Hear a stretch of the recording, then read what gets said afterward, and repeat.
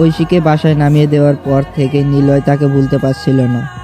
কিছুদিন পর হঠাৎ করে ঐশী নিলয়কে ধন্যবাদ জানাতে ফোন করলো। তাদের মধ্যে কথোপকথনের শুরু হলো, ধীরে ধীরে বন্ধুত্ব গড়ে উঠলো। নিলয় জানতে পারলো ঐশী লেখালেখি করে, কবিতা, গল্প, তার হাতের লেখাগুলো যেন জীবন্ত। নিলয় তার হাতের লেখা পড়ে অভিভূত হয়ে যায়। ঐশীও নিলয় সম্পর্কে জানতে চায়, তার জীবনের অভিজ্ঞতা, তার শখ এবং তার স্বপ্ন। এক সন্ধ্যায় তারা দুইজন গিয়েছিল ঢাকা বিশ্ববিদ্যালয়ের টিএসসি চত্বরে। বৃষ্টি থেমে যাওয়ার পরের আকাশটা ছিল একেবারে স্নিগ্ধ। ঐশী বলল, তুমি কি জানো, আমি এমন একটা মানুষ খুঁজছিলাম যে আমাকে শুধু বুঝবে নয়, বরং আমাকে অনুপ্রেরণা দেবে। আর তুমি ঠিক তেমন একজন। নিলয় চমকে গেল, সাহস করে বলল, আমি তোমার সঙ্গে আরো বেশি সময় কাটাতে চাই ঐশী। আমি চাই তুমি আমার জীবনের অংশ হও।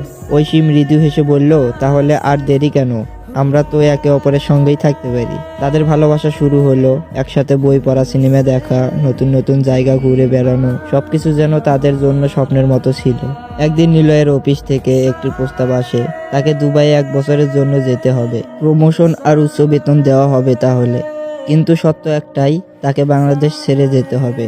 নিলয় দ্বিধায় পড়ে যায়। সে ঐশীর সঙ্গে বিষয়টি শেয়ার করে। ঐশী তাকে বোঝায়, তুমি যদি না যাও, আমি কখনো নিজেকে ক্ষমা করতে পারবো না। নিজের স্বপ্নের পেছনে দৌড়াও, আমি তোমার জন্য অপেক্ষা করব। নিলয় অজ্ঞতা রাজি হয়, কিন্তু দূরত্ব তাদের জন্য চ্যালেঞ্জ হয়ে দাঁড়ায়।